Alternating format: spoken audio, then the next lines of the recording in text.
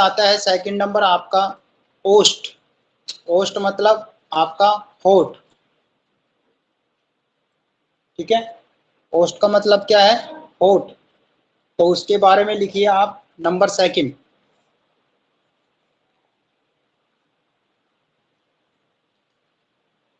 Number 2 लिखिए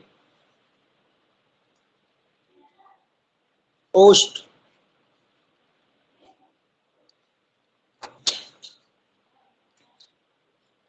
ओष्ठ को हम क्या लिख सकते हैं? होठ। ओष्ठ को क्या बोलते हैं? होठ, ठीक है। तो ओष्ठ आकृति के आधार पर, ओष्ठ आकृति के आधार पर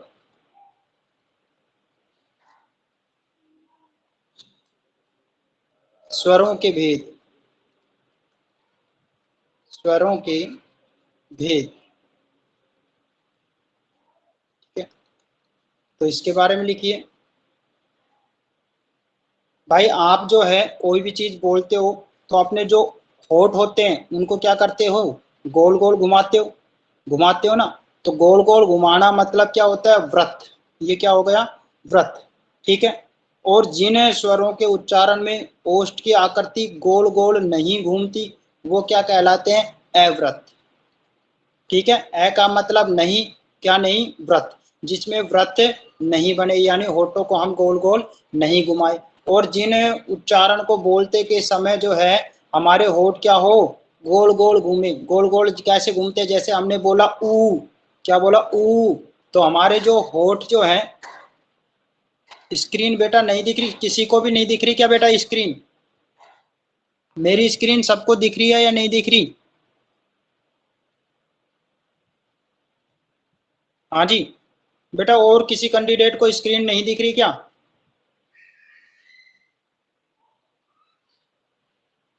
बताइए। दिख रही है? दिख रही है? चलिए। सपना, माधवी, यस एंड नो बेटा? बेटा एक काम कीजिए, यस। आप जो है एक बार इसको ऑफ करके ऑन कीजिए, ठीक है। थोड़ा सा नेटवर्क, क्या तो आपके पास कोई कॉल आ गया होगा या कोई चीज, उस वजह से थोड़ी देर के लिए डिले हो जाती है स्क्रीन, ठीक है। क्योंकि नेटवर्क की वजह से है आपके में। तो इसमें क्या चीज बताई बेटा मैंने? आपके जो होठ हैं, जैसे मैंने बोला बेटा ऊ, क्या बोला बेटा मैंने? ऊ। बेटा ऐप को आप एक बार जो है ऑफ करके फिर ऑन कीजिए। एक बार आप जो है लीव हो जाइए, फिर वापस आइए, ठीक है। ज्वाइन दोबारा से हुई, दिख जाएगी। तो ऊ मैंने बोला, तो ऊ बोलते के साथ जो हमारे, एक तो ये आपका अपर लिप्स, एक ये क्या है? लोअर लिप्स, ठीक है। ये दोनों जो है ये आपका जबड़ा इस तरीके से ही होता है ना भाई? ऐसे ही होता है ना? होता है या नहीं होता? ठीक है। तो इसमें जो है ये राउंडेबल हो गया। राउंडेबल मतलब क्या बन गया? व्रत बन गया। तो व्रत जिन स्वरों के उच्चारण में जो होठ हैं वो क्या हो जाए? गोल आकृति हो जाए। उनकी कैसी आकृति हो जाए? गोल आकृति। वो क्या कहलाते हैं? व्रतमुखी। वो क्या कहलाते हैं? व्रतमुखी। और जिनको बोलते समय होठों की जो है गोल आकृति नहीं हो, जैसे मैंने बोला ए, तो होठ क्या हो गए? पीछे की तरफ चले गए ना, यानी गोल हुए नहीं गए ना, बल्कि क्या हुए? पीछे की तरफ चले गए ना। ए देखो इस तरीके से, जैसे स्माइल देते हैं अपन, तो उस तरीके से हो जाते हैं, ठीक है। जैसे बोला मैंने आ, क्या बोला? आ, तो इसमें क्या हुआ? गोल हुआ या चौड़ा हुआ? चौड़ा हो गया ना। तो ऐसे व्रत जिस, या ऐसे स्वर जिनका उच्चारण करते समय हमारे जो होठ हैं वो सर्कल पोजीशन में नहीं हो, व्रत की पोजीशन में नहीं हो, वो क्या कहलाते हैं? अव्रतमुखी। और जिसमें स्वरों का उच्चारण करते समय हमारे होठ जो हैं किसकी पोजीशन में रहे? गोल आकृति में या व्रत की पोजीशन में रहे, वो क्या कहलाते हैं? व्रतमुखी। तो ओष्ठ आकृति के आधार पर जो स्वरों के जो भेद होते हैं वो होते हैं दो। तो कौन कौन से हो गए? एक हो गया आपका व्रत और एक हो गया अव्रत, ठीक है। तो मैं लिख सकता हूं बेटा, यहां तक कोई कंफ्यूजन बताइए? Yes and no. देखो कमेंट में देने में कोई कंजूसी न करें, क्योंकि साथ साथ अगर आप मेरा आंसर देते रहोगे तो चीजें जो है दिलचस्प लगेगी, ये चीज ध्यान देना। ठीक है, तो आप लिख लीजिए, यहां पर लिखिए ओस्ट के आधार पर या होठ के आधार पर, होठ लिख लीजिए या ओस्ट, जो भी आपका मन करे, होठ के आधार पर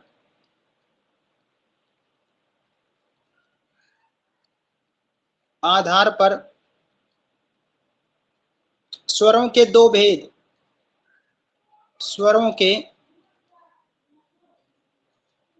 दो भेद किए गए हैं।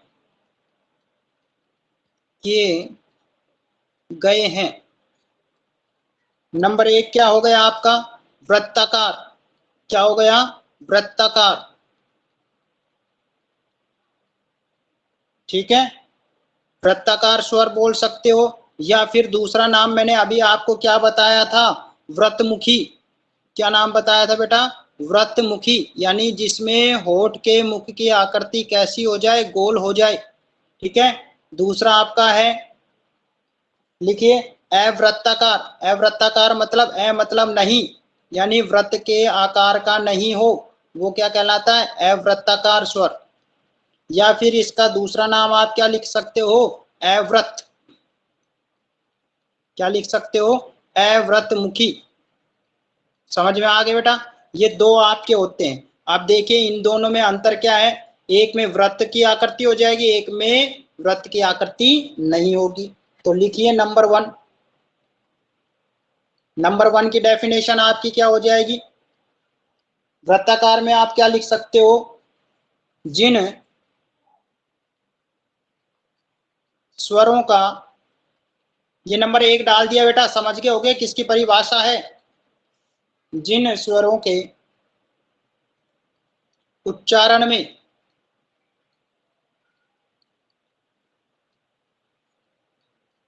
होठ या ओष्ठ, ठीक है, किसकी आकृति में पोजीशन में आ जाए? वृत्त की, वृत्त का रूप ले लेते हैं, रूप ले लेते हैं। अर्थात कैसे हो जाते हैं भाई? बताइए, कैसे हो जाते हैं? होठ गोल हो जाते हैं ना, गोल, रसगुल्ले जैसे गोल हो जाते हैं।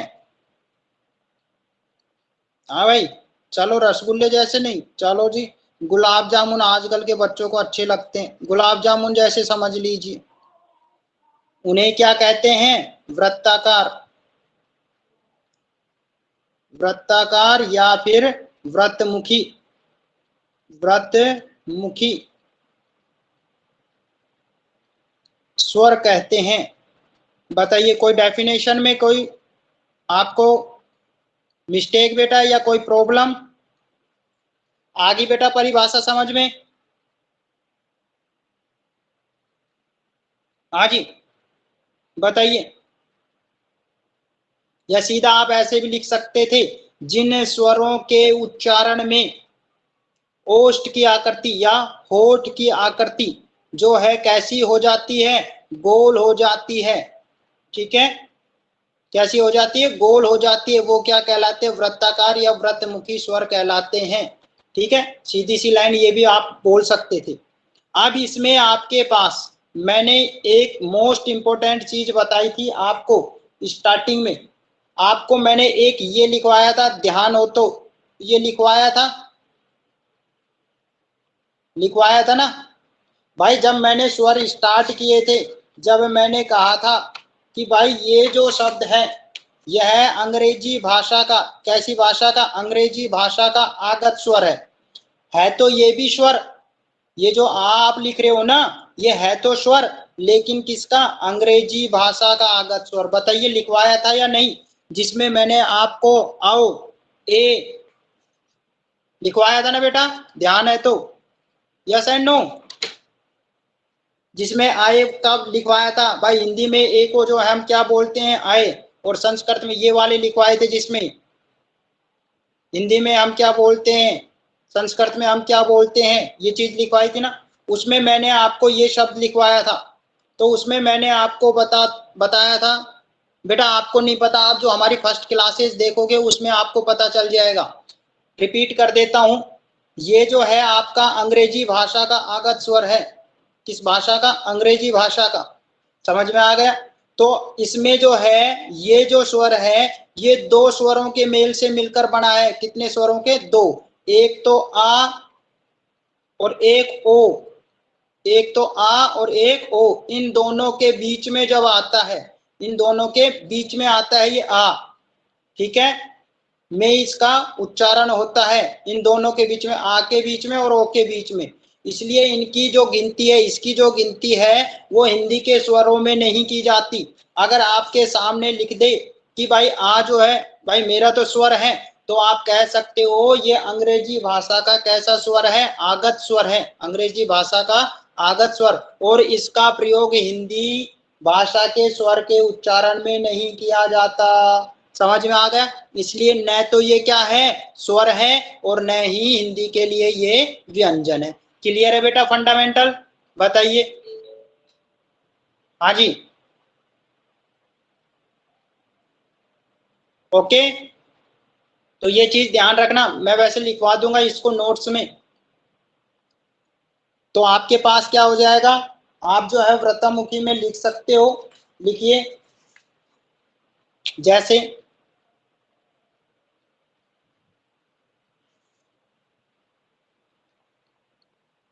जैसे जैसे में लिखिए आपके, ये कौन कौन हो जाएंगे?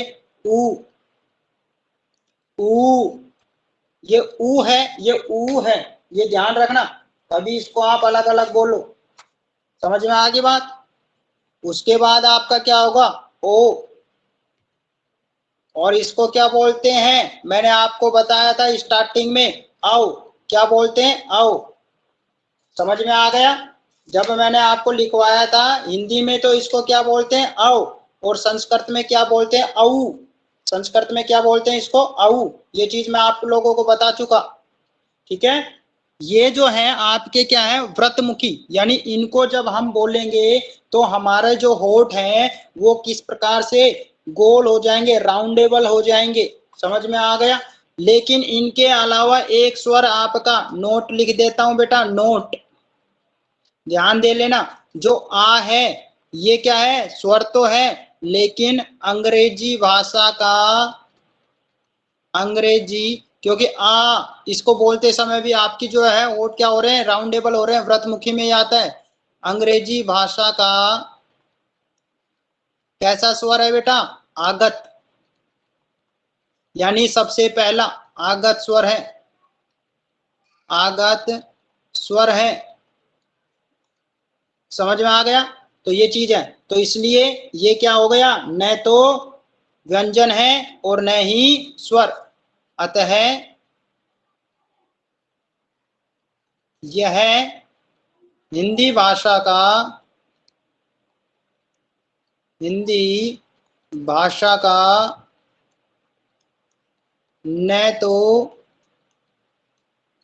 क्या है? स्वर, और न ही, और न ही क्या है बेटा? व्यंजन। समझ में आ गया? क्लियर है भाई? ठीक है, ये चीज आपकी होगी। अब इसके बाद हमारा दूसरा क्या बताया था, देखिए। दूसरा मैंने बताया था अवृत्ताकार या अव्रतमुखी, यानी जिसमें अ मतलब का क्या अर्थ बताया था? अ का नहीं, और व्रत का व्रत, जिसमें व्रत नहीं हो। तो आप इसकी डेफिनेशन लिख सकते हो, नंबर 2, नंबर 2 डाल देता हूं बेटा, ठीक है, समझ जाओगे नंबर 2 का मतलब क्या है। तो इसमें लिखिए, जिन स्वरों के, जिन स्वरों के उच्चारण में, जिन स्वरों के उच्चारण में, किसकी? होठ, किसकी बेटा? होठ क्या नहीं हो? गोल नहीं होता, गोल नहीं होता। उसमें गोल होता है, इसमें गोल नहीं होते हैं या व्रत का रूप धारण नहीं करते, या व्रत का रूप धारण नहीं करते, यानी व्रत की तरह गोल नहीं होते, धारण नहीं करते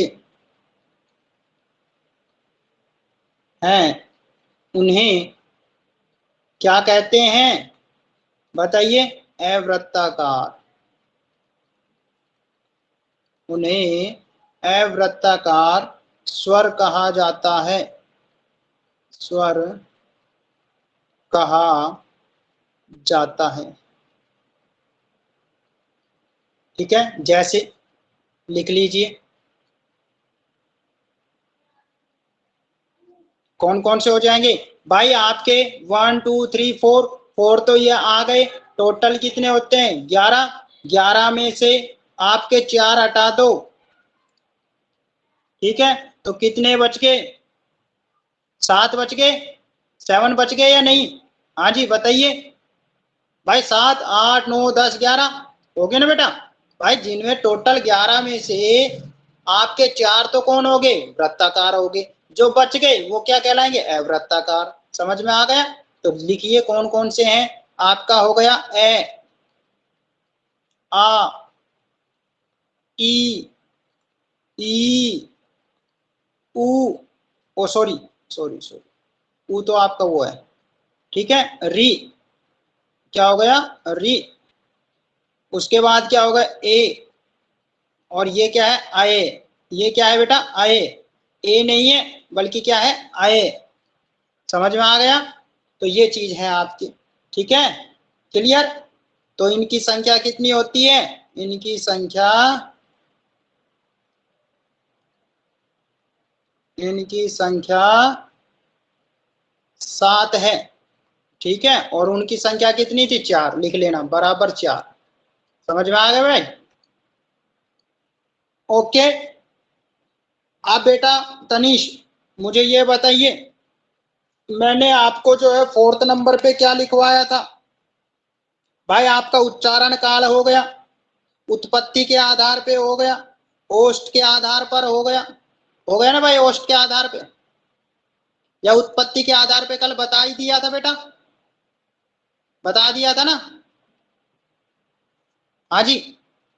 उत्पत्ति के आधार पे कल बताया था या नहीं बताया था बेटा? मुझे थोड़ा सा आइडिया दीजिए, जो मैंने आपको शुरू में एक्सप्लेन करवा दिया था मेरे हिसाब से। जतिन,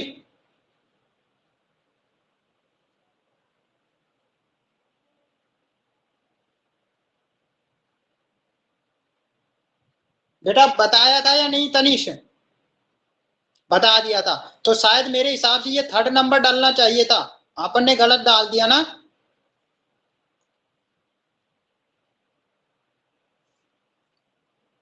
हाँ जी, तो इसको 3rd नंबर डालिए बेटा, ठीक है। या आप 3rd डालिए इसको, तीसरे नंबर का।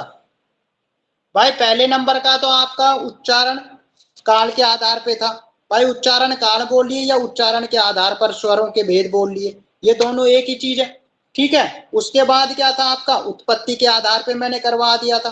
उत्पत्ति के आधार पे 2 बताए थे आपको, मूल स्वर और संधि स्वर, जो आपको स्टार्टिंग में मैंने समझा दिया था पहले पहले। उसके बाद आपका कौन सा होगा? नंबर 3 पोस्ट हो गया, पोस्ट हो गया ना।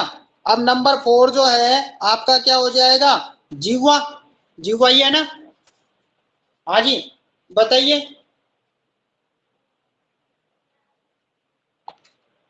है या नहीं है? ठीक है, तो लिखिए नंबर 4 जीवा। जीवा का अर्थ जानते हो जी सभी, क्या होता है?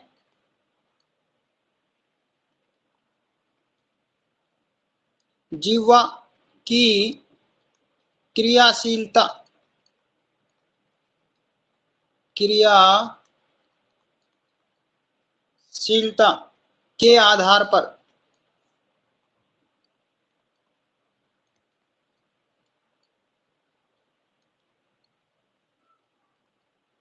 स्वरों के भेद, स्वरों के भेद, ठीक है। जीवा का अर्थ होता है बेटा जीव। देखिए सबसे पहले जो है आप साइंस में जो है जीव को देखा है कभी? जीव को देखा है कभी? जीव को देखा है? चलो अच्छी बात है, देखा है तो बेटा कैसी आकृति होती है जीव की? जीभ मुझे पहले तो ये बताइए कैसी होती है? लाल होती है, नीली होती है, काली होती है, पीली होती है, धोली होती है? हाँ जी। अच्छा जी, सबके सब जो है जीभ निकाल निकाल के देखने लग गए कैसी होती है। चलो जी कोई बात। रेड होती है। अच्छा जी। हम कहते हैं बेटा जीभ काली होती है। जीभ कैसी होती है? काली होती है, और जीभ नीली भी होती है, ठीक है। रेड तो इसलिए दिखाई देती है, हाँ जी हमें पता है नो सर, रेड तो इसलिए दिखाई देती है उसके ऊपर हल्के हल्के इस तरीके से रेशे निकले रहते हैं, जैसे अपनी चमड़ी में होते हैं ना, इस तरीके से रेशे होते हैं इस तरीके से, ठीक है। उनकी वजह से आपको जीभ जो है रेड दिखाई देती है। कैसी दिखाई देती है? रेड दिखाई देती है। समझ में आ गया? ये इस तरीके से रहते हैं। आगे बात समझ में? अच्छा ठीक है ठीक है, कोई बात नहीं। तो देखिए ये आपकी जीभ थी। इस जीभ को हम थोड़ा सा वैसे बना देते हैं, क्योंकि भाई हम तो हिंदी पढ़ा रहे हैं, ठीक है। तो ये समझ लीजिए आपकी ये जीभ है।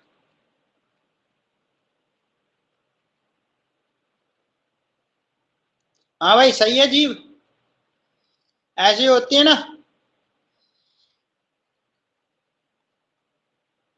ठीक है चलो अच्छी बात है, ऐसी होती। तो इस जीभ से हमें स्वाद मिलता है। क्या मिलता है? स्वाद मिलता है। तो स्वाद जैसे ही मिलता है तो उसी स्वाद के अनुसार हमारी जीभ जो है रस तारिका यानी राल पटकती है, राल, ठीक है। उन जो रेशे मैंने आपको बताए उनसे जो है लार जो है स्रावित होता है, ठीक। तो जो भी जीभ है इसके जीभ के तीन हिस्से होते हैं। जीभ के कितने हिस्से होते हैं? तीन हिस्से होते हैं।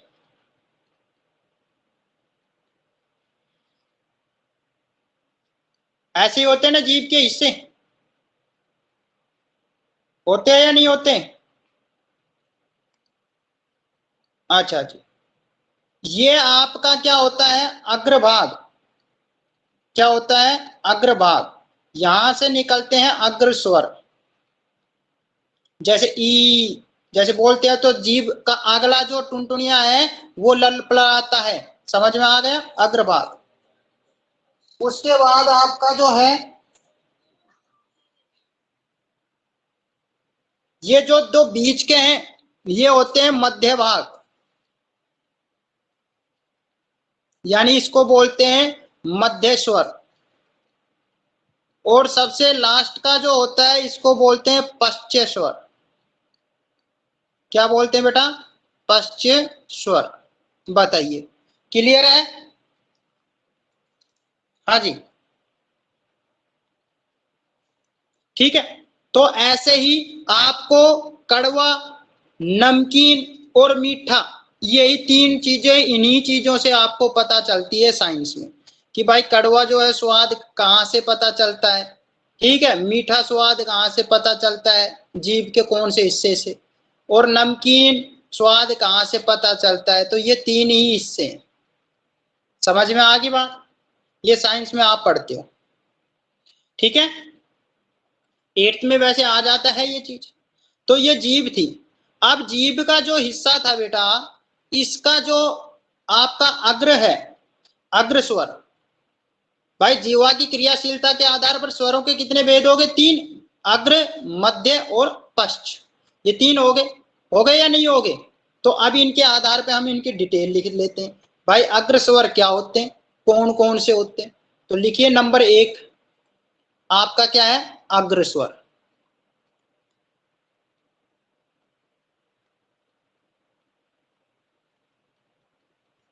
स्वर वही है सारे, भाई 11 में से अग्र कौन से होंगे, ये चीज देखना है। यानी जो जीभ है, जब हम उच्चारण करते हैं स्वरों का, तो जीभ का जो आगे का भाग है, जो बिल्कुल ऐसा है जिसको अपन दिखाते हैं, ऐसे निकाल के दिखाते हैं ना, चोंच सा बन जाता है ना चोंच सा, तो वो वाला भाग, तो उस भाग का जो है सक्रिय हो जाता है। जैसे हमने बोला ई, तो देखो ये जीभ जो है, ई दांतों के अगला जो भाग है वो रुक रहा है, सक्रिय हो रहा है, पीछे के कोई मतलब नहीं आगे का। ई, री, ए हो रहा है ना, तो आगे का जो भाग है वो दांतों के भिड़ रहा है। हो रहा है या नहीं हो रहा? तो इसलिए होता है अग्र स्वर। तो लिखिए, जिन स्वरों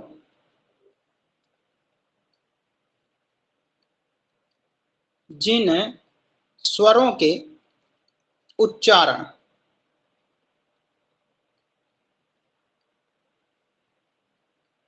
में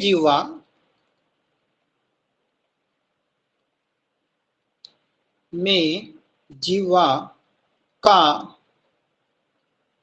आगे का भाग, जिसको आप बोलते हो टोर, ठीक है, आगे का भाग क्या हो जाता है, सक्रिय, यानी एक्टिव, सक्रिय होता है। उन्हें क्या कहते हैं, अग्रस्वर कहते हैं। जैसे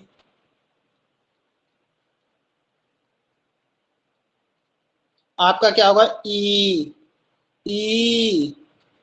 ठीक है, री, ए, आए, ये वाले। तो इनकी संख्या कितनी होगी बताइए, 1 2 3 4 5, यानी आगे के भाग की होगी 5। आगे के भाग में कितने स्वर हो आगे बेटा, 5। क्लियर है? भाग में सिर्फ एक ही आता है, उसको बोलते हैं उदासीन। जो आपका ए, जीभ ना पीछे हुई ना आगे हुई, बस जीभ बीच में ही रह गई, तो इसकी संख्या क्या होती है, 1। यानी इसको बोलते हैं बेचारे को उदासीन। ठीक है, उदासीन जानते हो ना, पीएच लेवल से आपने माना होगा ना, पीएच लेवल 7, अम्लीय व क्षारीय मानते हो, तो 7 जो है पीएच लेवल के इधर होता है तो कौन सा, और इधर होता है तो कौन सा, पढ़ा होगा ना साइंस में, वही चीज है आपका। ठीक है, तो मध्य स्वर में कितने होते हैं, 1, तो कितने हो गए, 5 और 1 6, बच कितने गए, कितने बच गए बताइए, 6 और 5 11, 5 किस में चले जाएंगे बताइए, पश्चिम में। समझ में आ गए, हो गए 11 संख्या, होगी प्रिंस? तो लिखिए आपका नंबर दूसरा, नंबर 2 आपका कौन सा आ जाएगा बताइए, मध्य। तो लिखिए मध्य स्वर,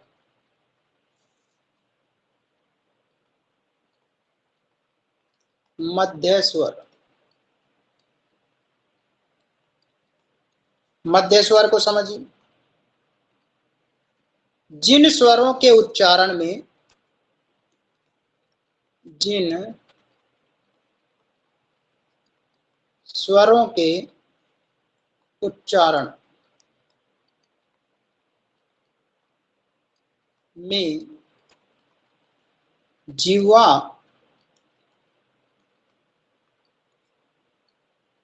का बीच का भाग, जीवा का बीच का भाग क्या होता है, सक्रिय होता है, यानी एक्टिव होता है, सक्रिय होता है।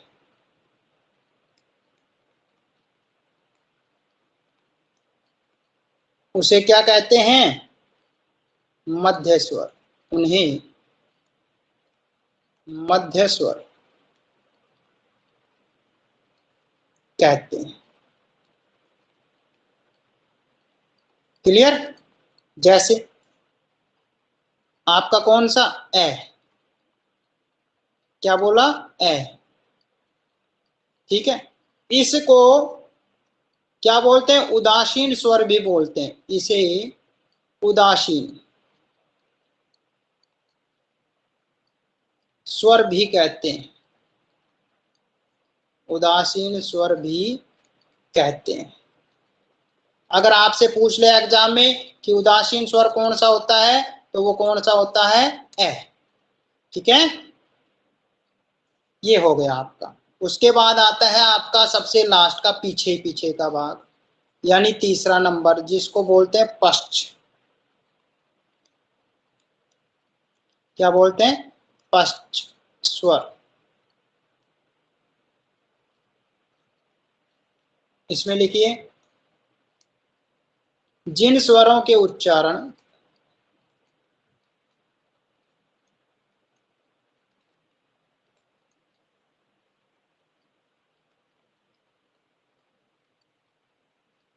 में जीवा का पीछे का भाग, पश्च का अर्थ क्या होता है बेटा, पीछे का, पीछे का भाग क्या हो जाए, सक्रिय। पीछे का भाग सक्रिय होता है, उन्हें पश्च स्वर कहते हैं।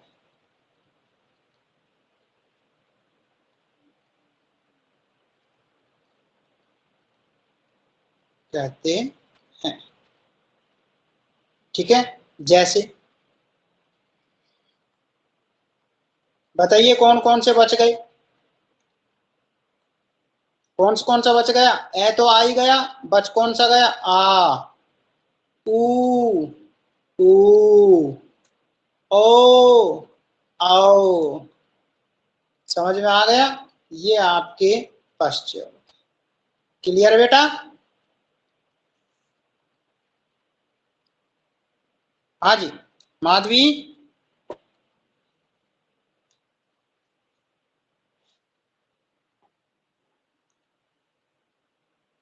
ठीक है, आप देखिए आगे, ये तो आपके हो गए स्वर। अब आपका जो है भाई जिह्वा के आधार पे होगा, होठ के आधार पे हो गया, उत्पत्ति के आधार पे होगा, उच्चारण के आधार पे होगा। अब किसका नंबर आता है आपका, मुख। किसके आधार पे, मुख, यानी मुखाकृति। ठीक है, तो नंबर 5 लिखिए आप, मुखाकृति। नंबर 5 कौन सा है, मुखाकृति। कृति का अर्थ क्या होता है, आकृति, यानी मुख की आकृति। मुखाकृति के आधार पर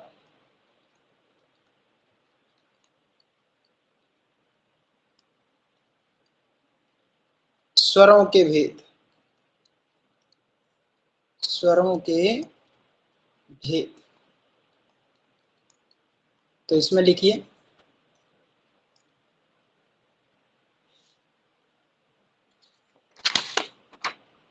मुखाकृति के आधार पर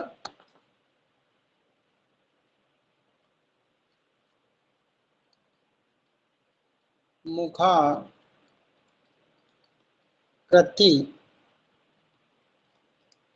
के आधार पर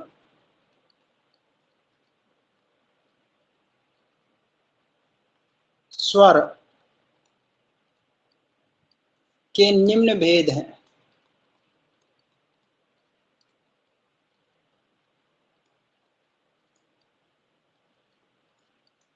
कौन कौन सा, नंबर 1 आपका होगा संवृत। नंबर 2 अर्ध संवृत।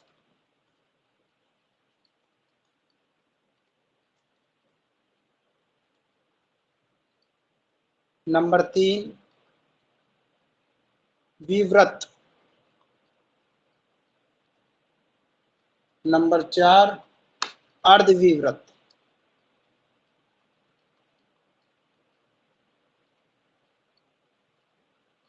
ये है आप, अच्छा। तो इसमें लिख लीजिए कौन कौन से आते हैं।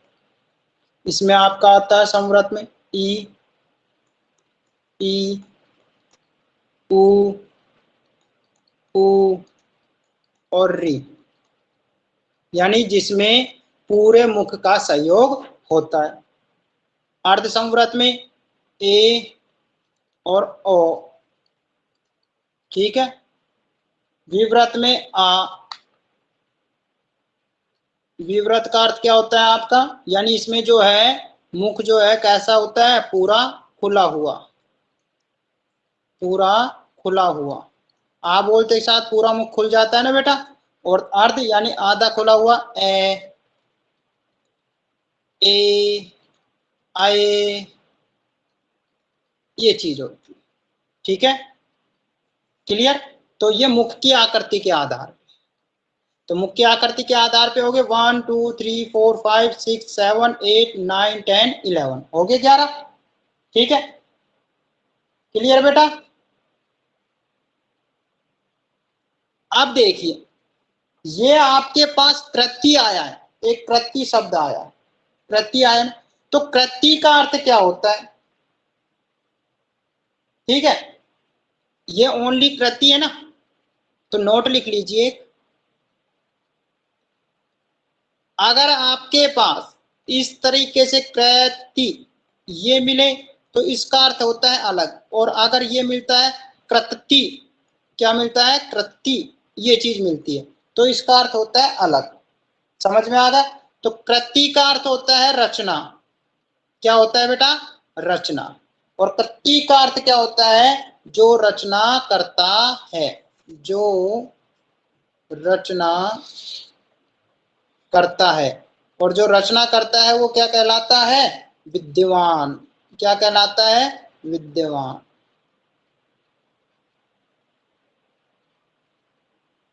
समझ में आ गया दोनों चीज। संयुक्त स्वर में आपको बता चुका, संयुक्त स्वर की संख्या कितनी होती है, 4 होती है, ये चीज मैं आपको बता चुका। यस एंड नो, बताइए। संयुक्त स्वर बता दिए थे या नहीं, ठीक है। कौन कौन से होते हैं, चलो ये बता दीजिए हमें, कोई 2 बता दीजिए।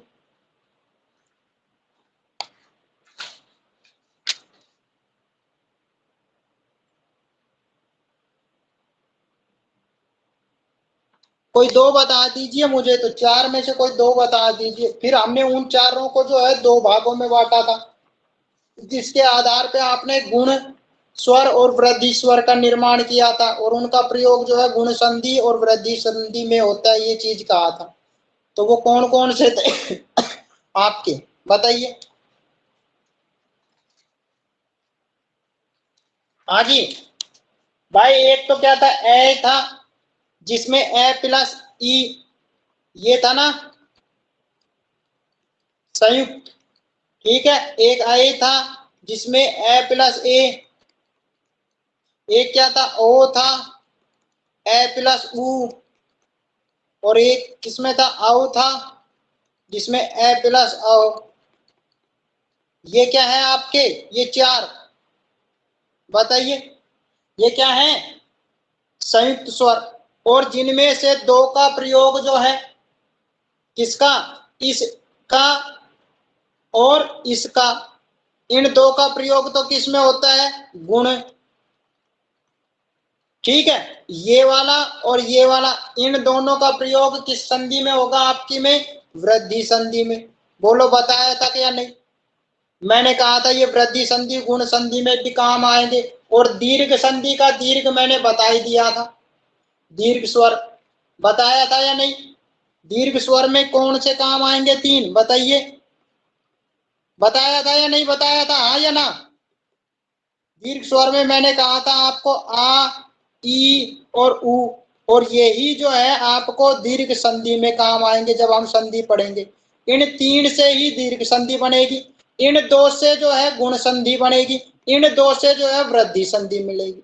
अगर ये दोनों मिलकर कोई जो है आपके पास वर्ण बना रहा है तो वृद्धि, ये दोनों मिलकर बना रहा है तो गुण।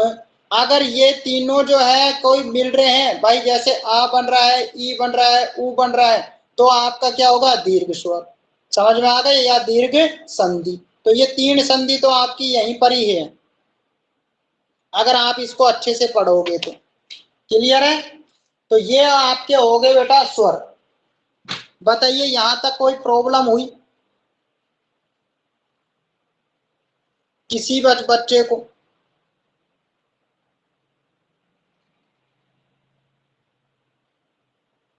ठीक है, तो ये समझ में आ गया बेटा। तो इसको देखो, भूलना नहीं है, ध्यान रखना है चीजों को। आपके पास है, सब कुछ आपको दे रहा हूं, ठीक है। आपके सहयोग से क्या पता औरों को भी मिल जाए। तो जो भी आपके लाइजन में उनको ज्यादा से ज्यादा ऐड करने की कोशिश कीजिए, जिससे जो है उनको भी ये भरपूर लाभ मिल सके। अब हेडिंग डालिए बेटा अपना व्यंजन।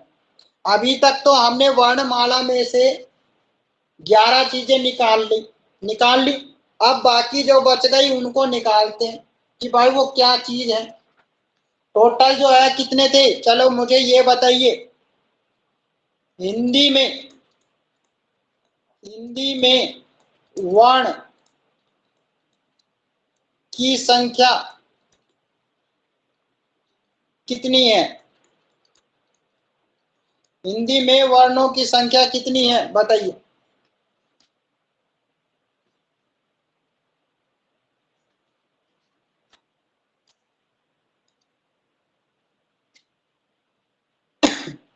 अरे बेटा व्यंजन नहीं पूछ रहा प्रिंस में, वर्ण पूछ रहा हूं, वर्ण।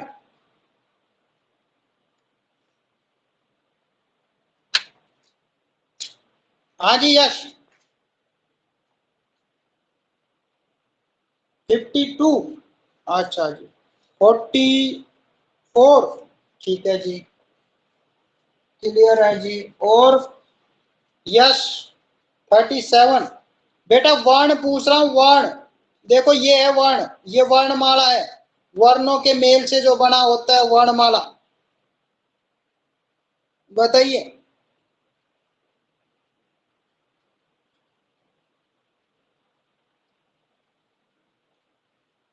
बेटा फिर 37 कैसे बोल दिया आपने, बता तो दीजिए मुझे। 37 कहां से आ गया? गलत है ना बेटा। अगर आपसे पूछता है वर्ण कितने हैं, तो वो संख्या है बेटा 44। अगर आपसे पूछता है कि हिंदी में शब्द कितने हैं, कुल जो है शब्द कितने हैं, तो वो कितने हैं बेटा? कुल वर्ण शब्द कितने हैं, तो कितने हैं बताइए। दो चीजें मैंने आपको लिखवाई थी या नहीं?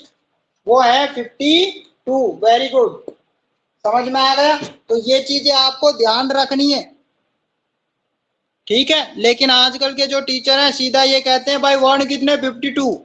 वर्ण 52 नहीं है, ये तो हिंदी में जो है वर्णों के शब्द हैं जिनकी संख्या क्या है 52। लेकिन हिंदी वर्णमाला में टोटल या कुल वर्ण जो है वो कितने होते हैं 44 होते हैं। कोई बात नहीं, कोई बात नहीं बेटा, कोई बात नहीं, ठीक है। थोड़ा सा ध्यान दीजिए। क्लियर है बेटा, आगे बात समझ में। वो किस प्रकार से हैं वो चीजें हम आपको सिखाने जा रहे हैं, तो अच्छे से समझना ध्यान पूर्वक। तो लिखिए, टॉपिक अपना स्टार्ट करते हैं, व्यंजन।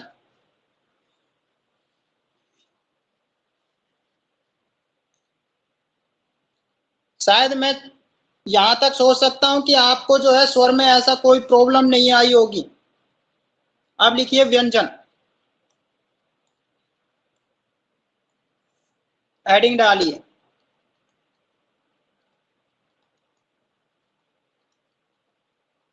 व्यंजन, ठीक है। लिखिए, व्यंजन मतलब जिन वर्ण या ध्वनियों को किसकी सहायता से बोला जाए, स्वरों की सहायता से बोला जाता है। अर्थात उच्चारण करते समय हमें किसका सहयोग लेना पड़े या किसकी सहायता लेनी पड़े, इन स्वरों की सहायता लेनी पड़े। समझ में आ गई बात? तो लिखिए एडिंग, डेफिनेशन लिखिए बेटा इसकी। नंबर 1 चीज, वे वर्ण, जो आपको याद हो वो याद कर लेना। वे वर्ण या ध्वनियां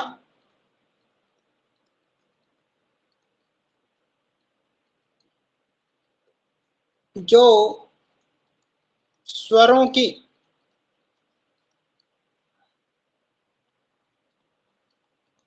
सहायता से बोली जाती है।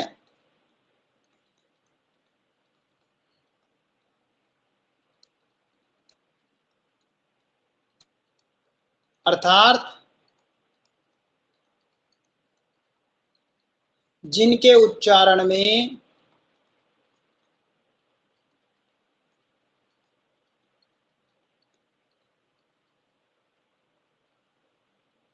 किसका सहयोग लिया जाता है? स्वरों का। उच्चारण में स्वरों की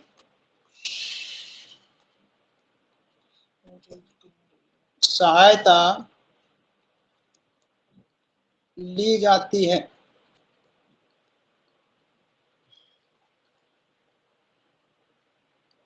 उन्हें क्या कहते हैं? व्यंजन।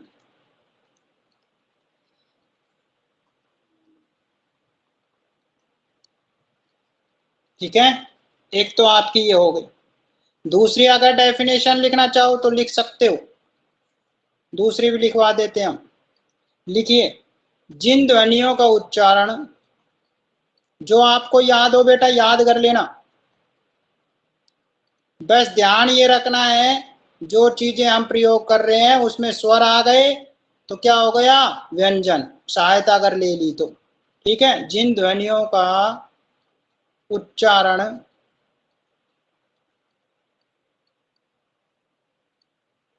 स्वरों की सहायता से होता है,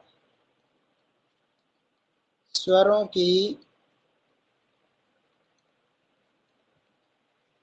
सहायता से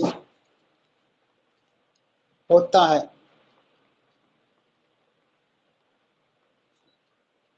वे क्या कहलाते हैं? व्यंजन। समझ में आ गई बात? ठीक है। या ये भी लिख सकते हो कि जो ध्वनियां स्वरों की सहायता से बोली जाती है, ठीक है, वो क्या कहलाते हैं? व्यंजन। तो ये आपके पास कुल मिला के ये सभी डेफिनेशन है। जैसे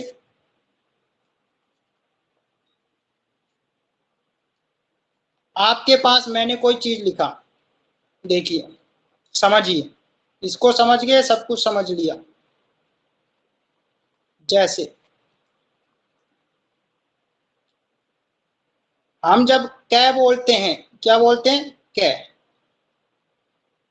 ठीक है, तो कै को जब बोलते हैं तो इसमें से कै यानी कै की और ए की, कै की और किसकी? ए की। ठीक है, इनकी ध्वनि निकलती है, ध्वनि निकली ना, यानी कै। लास्ट में क्या बोला? ए। तो कै प्लस ए से क्या बना? कै बना। कै प्लस ए से क्या बना? कै मिला। तो इस प्रकार जो आपके जितने भी व्यंजन हैं वो, इसमें ए कौन है? स्वर है। तो जितने भी व्यंजन है वो हर व्यंजन जो है स्वर की सहायता से ही बोला जाता है। ठीक है, तो इसलिए आपका क्या हो गया? ये व्यंजन हो गया। क्लियर है? समझ गए बेटा कहानी किस प्रकार से होते हैं? हाँ जी, बताइए, बात आई समझ में? तो इस प्रकार से ये बनते हैं। इसलिए व्यंजन जो है वो क्या नहीं होते? स्वतंत्र नहीं होते। क्या नहीं होते? स्वतंत्र। और स्वर जो होते हैं वो कैसे होते हैं? स्वतंत्र होते हैं। तो आप इसमें लिख सकते हो, व्यंजन स्वतंत्र नहीं होते हैं।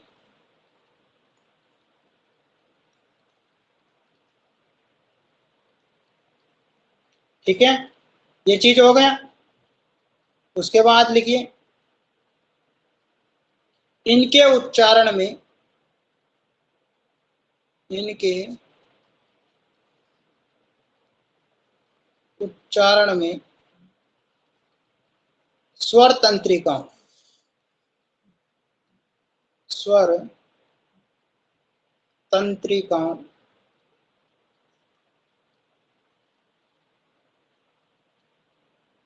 में घर्षण में घर्षण या क्या होता है, कंपन।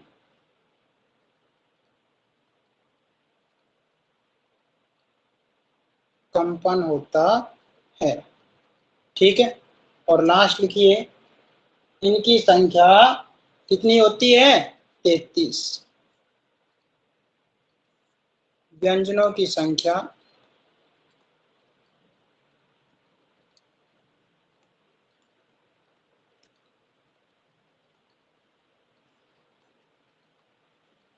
33 होती है, ठीक है। और इन 33 को अलग अलग कैटेगरी में बांटा गया, ठीक है, इनके प्रकार के आधार, ठीक है। आई बेटा बात यहां तक समझ में, बताइए।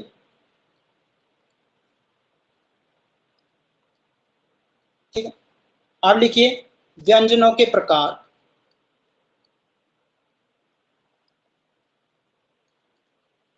व्यंजनों के प्रकार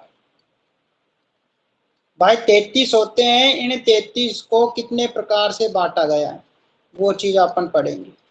तो इसमें नंबर 1 आता है आपका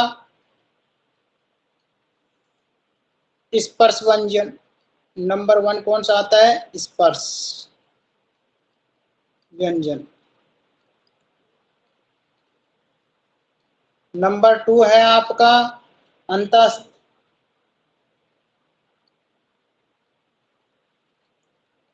अंतस्थ व्यंजन।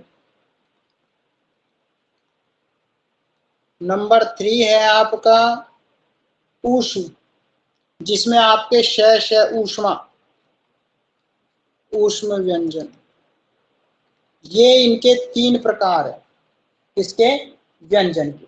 तो हम कह सकते हैं व्यंजनों को जो है 3 प्रकार से बांटा जाता है।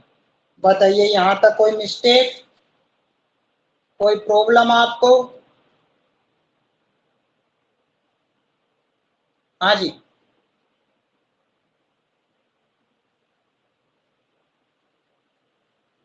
ठीक है। तो बेटा यहां तक जो है सभी याद करना, इन पे जो है पूरा डिटेल से हम आपको कल पढ़ाएंगे। स्पर्श जो व्यंजन होते हैं ये 5-5 वर्ग होते हैं इनके, तो इनकी टोटल संख्या की 25 होती है। अंतस्थ की जो संख्या होती है वो 4 होती है, क्योंकि ये होते हैं य रे ले वे, ठीक है। और जितने भी शय आपके आते हैं, शय शलगम शय षटकोण शय सलेट, ठीक है, ये और है, इनकी संख्या भी कितनी होती है, 4 होती है। तो 25 और 4 29, 29 और 4 कितने हो गए, 33 हो गए ना, 33 वन, ठीक है। तो ये आपका होता है क्लियर। इनके बारे में हम जो है आपको कल डिटेल से पढ़ाएंगे। बताइए तो कैसी लगी क्लास, सभी कमेंट्स करना, अच्छे से जो है इसको लर्न करना और ज़्यादा से ज़्यादा शेयर करने की कोशिश करना, ठीक है, जिससे सभी को जो है इस क्लास का फ़ायदा मिल सके। ओके।